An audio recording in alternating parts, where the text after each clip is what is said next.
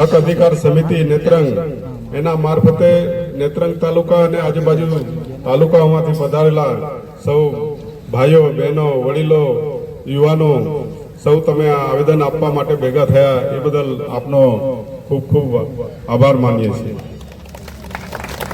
તમે જોઈ લો કે દેશ આઝાદ થયો અને એને પણ આજે 70 વર્ષ પૂરા થવા આવ્યા, છતાં બી તમે આપણે ઉમરગામથી અંબાજી સુધી જે આદિવાસી સમાજ છે એ સમાજને આજે પણ પછાત રાખી આદિવાસી વિસ્તારમાં કોઈ શિક્ષણની વ્યવસ્થા નથી, આરોગ્યની કોઈ વ્યવસ્થા નથી, કોઈ હોસ્પિટલો નથી, સ્કૂલો બંધ કરી દેવામાં આવે છે અને આપણા વિસ્તારોમાં કોઈ સિંચાઈની યોજના નથી। આપ તમે જોઈ લો કે નર્મદા ડેમ અને ઉકાઈ ડેમ આપણા વિસ્તારમાં આવ્યા છે, એની વચ્ચે આપણે રહીએ છીએ। આ બે માં આપણે વચ્ચે રહીએ છતાં બી આપણે આજે તરસે મરીએ છીએ। એટલે આ બધી જેટલી બી સરકારો હમણાં સુધી આવી એમણે કશું આદિવાસીઓ માટે કામ નથી કર્યું, ખાલી આદિવાસીઓનો ઉપયોગ કર્યો છે। એટલે વર્ષોથી આપણે એની સામે લડત છે। ખાસ કરીને જંગલની જમીનો જ્યારે આપણને આપવામાં આવી, સનદો આપવાની વાત કરી છે, પણ એની અંદર જે બ્લોકો આપ્યા છે એમાં ઘણા મોટા સર્વે નંબરો છે, બ્લોક છે, એમાં કદાચ 5-10 ખેડૂતો 25 ખેડૂતો એક સાથે છે। એટલે એના પાનિયા છૂટા પાડવાના છે અને એને અલગ કટ્યું નીકળે કે જેથી એને લોન પણ મળી શકે। એ કટ્યું એટલા માટે કે 7, 12 અને 8 ની અંદર એ ઉતારામાં નામ આવે જે ફોરેસ્ટની જમીનો હોય કે સેટલમેન્ટની જમીનો છે, એટલા માટેનું આ એક આવેદન આપવામાં આવ્યું છે। કેમ કે આ વિસ્તારની અંદર બીજું કે આદિવાસી વિસ્તારની અંદર આ શેડ્યુલ 5 એરિયા આવ્યો છે। આપણો વિસ્તાર સુરક્ષિત આરક્ષિત આદિવાસીઓ માટે છે, છતાં બી પૈસા એકનું ઉલ્લંઘન કરીને આ વિસ્તારોની અંદર ઘણા જમીનદારો આવીને જમીનો આપણા વિસ્તારની અંદર ખરીદી લીધી છે। તમે જોઈ લો મોટા મોટા રિસોર્ટો બનાવી દીધા છે। આદિવાસી વિસ્તારોને કોઈ પંચાયતોને કે ગ્રામ સભાને પૂછવામાં નથી આવતું અને બારોબાર મામલતદાર ઓફિસમાંથી હોય કે જિલ્લા પંચાયત કે કલેક્ટર ઓફિસમાંથી હોય, બારોબાર ખેડૂતોને બહારથી લાવીને અહીં ગાડી જમીનો પધરાવી દેવામાં આવે છે અને આખરે આદિવાસીઓ પર એ જમીનદારો આવીને જુલમ કરે છે। દાખલા તરીકે હું તમને કેમ કે 1995 પહેલા એક કાયદો હતો કે 8 કિલોમીટરથી કોઈ પણ ખેડૂત આગળ નામ ધારણ નહીં કરી શકે।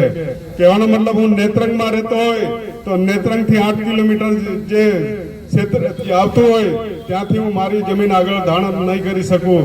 અને 95 ની અંદર જ્યારે સરકાર બદલાઈ અને કેશુભાઈની સરકાર આવી એ વખતે 8 કિલોમીટરનો કાયદો કાઢી નાખ્યો અને ટોટલ સૌરાષ્ટ્રથી લોકો આ વિસ્તારોની અંદર આવીને જમીનો રાખી છે ને બધાએ જોઈએ ને।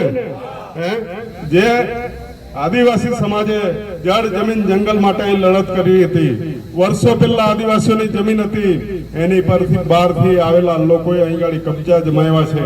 એટલે આપણે શેડ્યુલ એરિયાની જે વાત કરીએ છીએ, શેડ્યુલ 5 ની વાત કરીએ છીએ, પૈસા 1 ની વાત કરીએ છીએ, આ બિનકાયદેસર આ લોકોએ જે ઘૂસણખોરી છે એની અંદર આવનારા સમયની અંદર આપણે રૂઢિગત ગ્રામ સભાઓ ગામડે ગામડે ભરી અને એના વિરોધમાં ઠરાવ કરી જેણે આ ખોટી રીતે જમીનો રાખી છે, દસ્તાવેજો કર્યા છે, એ બધા દસ્તાવેજો બહારથી આવેલા લોકોના દસ્તાવેજો આપણે રદ કરાવવા માટે આપણી લડત રહેશે। સિંચાઈની વાત કરીએ છીએ, ઉકાઈ અને નર્મદા ડેમનું પાણીની આપણે સંઘર્ષ કર્યો છે। માન્ય છોટુભાઈ વસાવા સાહેબે પણ જળ જમીન જંગલ માટે વર્ષો માટે લડ્યા છે, આ જમીનોની સામે લડ્યા છે। પણ તમે જોઈ લો આ સરકારોનું કાન આંખ બેરા લોકો છે, કેમ કે આ વિસ્તારોની અંદર સિંચાઈનું પાણી નથી। અગર સિંચાઈનું પાણી હોય તો આપણે એક ખેતરની અંદર આપણે પણ પિયત કરી શકીએ, શેરડી ઉગાવી શકીએ, કેળા ઉગાવી શકીએ, કપાસ પકવી શકીએ, મકાઈ પકવી શકીએ, પણ આપણા વિસ્તારમાં પાણી આપવામાં નથી આવતું। સૌરાષ્ટ્રની અંદર પાણી લઈ ગયા, રાજસ્થાનની અંદર પાણી લઈ ગયા, પણ આ બે નદીની વચ્ચે નર્મદા અને તાપી અને કરજણની વચ્ચે રહીએ છતાં બી આપણને ટીપું પાણી આજે મળતું નથી, કેમ કે સરકારોએ કોઈ ચિંતા નથી કરી। આદિવાસી સમાજને જે કંઈ બિચારા લડ્યા છે એનું કોઈ સાંભળવામાં નહીં આવ્યું। એટલે મિત્રો હવે મારે તો ખાસ યુવાનોને કે આપણા બાપ દાદાઓને વર્ષો પહેલા શિક્ષણ નથી આપ્યું, એનું કારણ હતું કે આ વિસ્તારમાં અભણ માણસ હોય એટલે એને આવીને જમીનો છીનવી લેવાની। એટલે 8 કિલોમીટરના કાયદા કાઢીને આ વિસ્તારોની અંદર જમીનો છીનવવા વાળા આવી ગયા। એટલે મારે નવયુવાનોને જે અત્યારે શિક્ષિત થયા છે એમણે બધાએ આ પૈસા કાનૂન અને સંવિધાન બંધારણ આપણે શેડ્યુલ 5 પ્રમાણે આપણે ચાલુ પડશે, વાંચવું પડશે. રૂઢિગત ગ્રામ સભાઓ ભરી, રૂઢિગત ગ્રામ સભાનો પાવર એવા છે કે તમે ના વિધાનસભા ના લોકસભા એનાથી બી મોટી આપણી ગ્રામ સભાઓ છે. એને પૂરેપૂરો પાવર છે, એનો આપણે બધાએ ઉપયોગ કરવાનો છે, સંવિધાનનો ઉપયોગ કરવાનો છે. નહીં તો ભાઈઓ આ બહારથી આવેલા લોકો એ આપણા નથી, એ આપણી જમીનો છીનવતા રહેશે, આપણા વિસ્તારનું ખનીજ છીનવતા રહેશે, આપણા વિસ્તારમાંથી આપણી છોકરીઓ પણ વેચાતી લઈ જાય છે ને બધા. કેમ બીજાની છોકરીઓ નથી આપતા? તમે અમને બધા એમ કહેશો કે તમે ને અમે બધા હરખા છીએ, ઈસીસી કાઢી અને અમે બધા હરખા છીએ, કેમ તમારી છોકરીઓ અમને કેમ નથી આપતા? માનવ તરીકે ગણો છો તો તમે ભેદભાવ એ લોકો રાખે છે.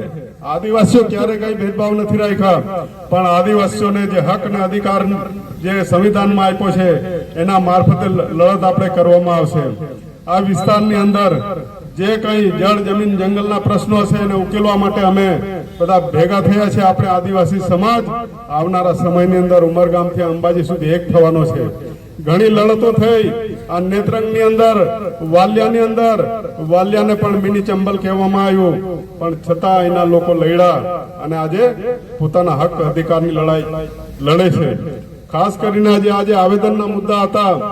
દાખલા તરીકે આપણે જે દૂધ મંડળી હતી અહીં ગાડી વર્ષો પહેલા બીજા ચલાવતા હતા, અને જે તે વખત જયારે આદિવાસીઓ એની અંદર સત્તામાં આવ્યા આપણી ચાસવડ ડેરીની અંદર, ત્યારે લડાઈ પહેલા એ થઈ કે 100 રૂપિયા વાળો જ મત નાખી શકે, 100 રૂપિયા વાળો જે શેર જેના હતા એ ઉભો રહી શકે. પછી બધાએ લડત ચલાવી ને કીધું કે 10 રૂપિયાના જે આદિવાસીઓના શેર છે, મોટી સંખ્યા 10 રૂપિયા વાળાની હતી, તો એના પણ મત નાખવાનો અધિકાર માટે લડ્યા અને એનું વોટિંગ નાખવામાં આવ્યું. તો અહીં આદિવાસી પેનલ આવી અને એને આજે આદિવાસી પેનલ આવવાથી ભાવો પણ સારા મળ્યા. એને ભાવ ફેર 751 રૂપિયા દૂધ ભાવ ફેરનો કિલો ફેટે આપવામાં આવ્યો.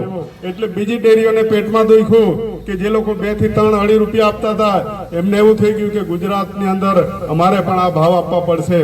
એટલે જાણી જોઈને અમુક લોકોને આથા બનાવીને અહીં ગાડી ભ્રષ્ટાચાર, ખોટો ભ્રષ્ટાચાર એ નામનો અહીં ગાડી આખું અફવા ફેલાવી અને અહીં ગાડી કસ્ટોડિયર એની અંદર બેસાડ્યા છે. જે લોકોનો ટીપું દૂધ ભરાતું નથી એવા લોકો, જે લોકોએ આગળ ચોરી કરેલી હતી એવા જ લોકો આજે અંદર બેઠા છે. એટલે મિત્રો આની સામે પણ આપણે તાત્કાલિક ચૂંટણી થાય ને ફરી આપણી આ પેનલ આવે, જે આદિવાસી પેનલ છે, એવી અમારી માંગણી છે. અને જીએનએલ ની વાત કરીએ કે જીએનએલ કંપની આવેલી હતી અહીં સ્કૂટર ફેક્ટરી, એમાં 57 હેક્ટર જમીન ચંદેરિયા પંચાયતની હતી. એમાં આપણે કીધું કે બિરસા મુંડા યુનિવર્સિટી આદિવાસીઓ માટે ખોલવી જોઈએ. પંચાયતો ઠરાવો કર્યા, છતાં બી એની અંદર કોઈ ઠરાવ આ લોકોએ એની કર્યો અને બહારથી જે લોકો આવ્યા અને એ 57 હેક્ટર બહારથી આવેલા સૌરાષ્ટ્રના લોકોએ ત્યાં ગાડી જમીનો રાખી લીધી છે. પંચાયતને પણ ખબર નથી, કોઈ ખેડૂતને ખબર નથી. એટલે મિત્રો એની સામેનો વિરોધ છે. બીજું ચિકલોટાની અંદરનો એક મુદ્દો છે. આપણે ચિકલોટાની અંદર એક ખેડૂતની 40 હેક્ટર જમીન હતી, એમાંથી 56 હેક્ટર સીલિંગમાં જતી. પહેલા કોઈ વધારે જમીન હોય તો સીલિંગમાં જાય. એ સીલિંગની જમીન કલેક્ટર અને સરકારનો નિયમ એવો છે, મામલતદારનો નિયમ એવો છે કે જમીન વિહોણો હોય એને 2 એકર જમીન માપી આપવાની અને એને નામે કરી આપવાની. પણ એ જમીનનો કબજો આજે એક માથા ભારે શખ્સ અહીં ગાડી આવ્યો છે વર્ષો પહેલા, એને કબજો કરી રાખ્યો છે. એટલે એને પણ આપણે એ કબજામાંથી છોડવાની છે. એટલા માટે જ આપણે રાજ્યપાલને આજે આવેદન આપ્યું છે મામલતદાર મારફતે, એને પણ છોડવાની કોશિશ કરીશું. એટલે મિત્રો આવા બધા ઘણા પ્રશ્નો છે, સિંચાઈથી લઈને જળ જમીન જંગલના, ખાસ કરીને જંગલની જમીનોની અંદર આ ખાડા ખોદવાની વાત કરે છે. તમે ખેડતા હોય 5 એકર 7 એકર અને તમને માપી આપવામાં આવે અડધો ગુંઠો 4 ગુંઠા, કોઈ આરેમાં માપી આપે અને એમ કે આ તમને અમે જમીનો આપી દીધી. એ વાત ખોટી. અમે કીધું કે પૂરેપૂરી જેટલી જમીનો ખેડે છે, સેટલમેન્ટની જમીનો ખેડે છો તમે, વન અધિકાર 5 પહેલાની જે જમીનો ખેડો છે એ પૂરેપૂરું એને નામે કરી આપો અને 7, 12 અને 8 ની અંદર એનું નામ લખવાનું પણ કરો, તો અમારા લોકો લોન લે છે. અત્યારે તો તમે એક ભાડા ચિઠ્ઠી બનાવી આપી છે કે તમારે કોઈ એની પર લોન નહીં લઈ શકો, તમે કંઈ ડેવલપ નહીં કરી શકો, તમારું ઘર નહીં બનાવી શકો. એટલે આવનારા સમયની અંદર આ લોકો, આ સરકારો શું કરશે કે આ જમીનો તો તમને અમે ભાડા પટ્ટા પર આપેલી, જે દિવસે ઉદ્યોગપતિઓને જરૂર પડશે, જેવી રીતે ઉદ્યોગપતિઓ સોલારો નાખશે, આ વિસ્તારોની અંદર અનેક યોજનાઓ આવશે. તમારા એક પરિપત્રક લખી દેશે 4 લીટીનો કે આ જમીનો અમે પાછા ફોરેસ્ટ હસ્તક અને સરકાર હસ્તક લઈ લઈએ છીએ. એ દિવસે આપણે પાછા ફરી જમીન વગરના થઈ જઈશું. એટલે અમારી માંગણી છે 7, 12 અને 8 ની અંદર નામ દાખલ કરવાની, જેથી તમે આપણે બધા માલિક બની શકીએ. માલિક તો છીએ જ, આદિ અનાદિ કાળથી આપણે માલિક છીએ. એ દેશે પણ કીધું છે, જજોએ પણ કીધું છે અને દુનિયા પણ કહે છે. ને બાકીના જે અત્યારે જે ખેડાણ ચાલુ છે એને પણ સરકાર પાસે માંગણી કરીશું કે જે લોકો નવું અત્યારે ખેડાણ કર્યું છે 2005 પછી એને પણ કરી આપો, કેમ કે એ આદિ અનાદિ કાળથી વસનારો માણસ છે. એટલે એવી જમીનો પણ નામે આપણે કરાવવાની છે. તો મિત્રો, આપણે સિંચાઈની લડત થશે, જમીનોની લડત અને જળ, જમીન, જંગલ અને આ વિસ્તારમાં ખનીજોની લડત થવાની છે. તો બધાએ સહકાર આપજો. આવનારા સમયની અંદર આપણે સિંચાઈ માટે બહુ મોટું આંદોલન કરવા જઈ રહ્યા છે કે આ ઉમરગામથી અંબાજી સુધી આદિવાસીઓને સિંચાઈની યોજનાઓ મળવી જોઈએ. ઠીક છે, અત્યારે તો થોડા ઘણા ખાલી પાઇપલાઇનો આપણે જ્યારે નકશા બનાવ્યા BTS ના નામે ત્યારે આપણે થોડીક અત્યારે લાઈનો કાઢે છે, ખાલી તે બી પીવા માટે. નલ સે જલ ક્યાં પાણી આવે છે? આ ભમરીની અહીં કાઢી કેટલા જણે પાણી મળવાનું છે? અમારે તો એકાએક ખેતરની અંદર પાણી જોવે, એક પણ ખૂણો અમારો કોરો નહીં હોવો જોઈએ. એ સિંચાઈ અમારા ખેતરની અંદર અમે પણ પિયત કરીશું, અમે પણ કેળા અને શેરડીને બધું પકવીશું. અને એટલા માટે અમારે સિંચાઈ, તમે સૌ પાણી આપજો, અમને વાંધો નથી, પણ પહેલા અમને આપો. અમે ઘરના માણસો, અમે ભૂકે. એટલે સરકારોને આપણે આવેદનથી આપણે ચેતવણી છે. તો તમે આજે સૌ ભેગા થયા અને સૌ મિત્રો આજે જે કઈ તાલુકાની, વાલિયા તાલુકા, નેત્રંગ તાલુકો, ઝઘડિયા તાલુકો કે બીજા અન્ય તાલુકામાંથી આવ્યા હોય, તો આને સફળ બનાવવા માટે તમારો ખૂબ ખૂબ આભાર. અને આપણું જે સંગઠન છે BTS અને બલિસ્તાન વિકાસ મોરચા, એના મારફતે આગળ આપણે બધી ઘણા લડાઈઓ લડવાની છે, કેમ કે સમાજને માટે આપણે લડ્યા છે. તો આવનારા સમયમાં ફરી પાછા આપણે ભેગા થઈશું. આજે તમે આ રીતે પધાર્યા અને અહીં આવેદન આપવા માટે, તમારા જળ, જમીન, જંગલ, હક અને અધિકાર માટે લડ્યા, સંવિધાન માટે આવ્યા છો, તો તમને આજે ખૂબ ખૂબ અભિનંદન. અને ખૂબ બધાને આગળની લડતની અંદર આપણે ભેગા મળીએ. અને એટલું મારું મંતવ્ય પૂરું કરું છું.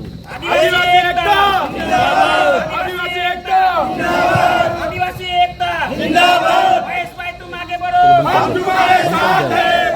तुम आगे बढ़ो। हम तुम्हारे साथ हैं।